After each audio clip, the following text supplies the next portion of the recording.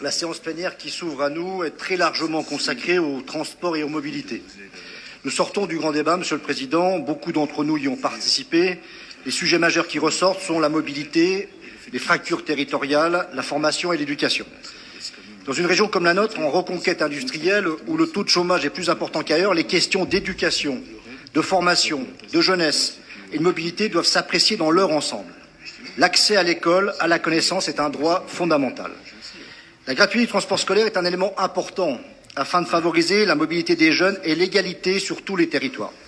Oui, mes chers collègues, nous pouvons mener une politique des transports populaire, écologique, attentive au territoire, et ce, pour tous les élèves. Monsieur le Président, vous allez nous présenter lors de ces séances plénières une politique de transport scolaire à 2 vitesses. Gratuité pour le primaire et la non-gratuité pour le secondaire. Vous allez faire, Monsieur le Président, 4 erreurs.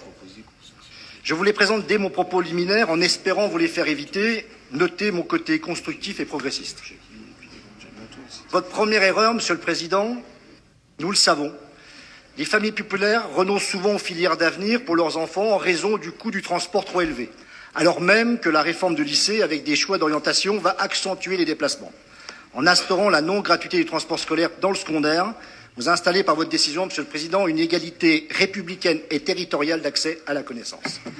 Votre deuxième erreur, Monsieur le Président, elle concerne le pouvoir d'achat des familles. La gratuité totale des transports améliore le pouvoir d'achat des familles. Un gain, par exemple, de 250 € pour une famille de 3 enfants. Votre troisième erreur, Monsieur le Président, est écologique.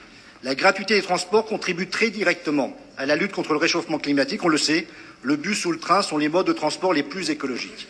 Et j'en termine. Votre quatrième erreur, Monsieur le Président, est de l'ordre de l'aménagement du territoire. Dans une région où plus de la moitié des habitants vit en dehors d'une agglomération, la gratuité des transports scolaires contribue au désenclavement des communes les plus éloignées des villes. Nous ferons évidemment des amendements avec une seule ambition politique, une seule, vous faire éviter les 4 erreurs que je viens de vous énoncer, Monsieur le Président. Vous voyez, et ne voyez aucune malice dans mon propos, nous avons juste l'envie de rendre notre région plus proche de nos concitoyens. Cette décision est de l'ordre du possible, mes chers collègues. Elle est surtout de l'ordre de la nécessité. Plus que jamais, l'égal accès à l'éducation conditionne le maintien à la cohésion et à la mobilité sociale dans notre pays.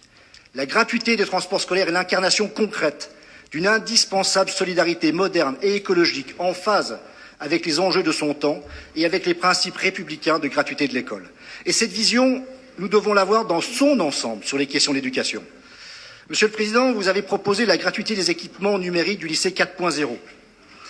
Il ne faut cependant pas éviter de montrer les difficultés du lycée 4.0. Par la gratuité des équipements numériques, vous avez apporté, je le dis, une réponse concrète à ce problème. Nous vous demandons de faire la même chose sur le transport scolaire. Vous l'avez compris, nous allons, pendant cette séance plénière, œuvrer politiquement pour un égal accès à la connaissance et à l'école de la République. Je vous remercie.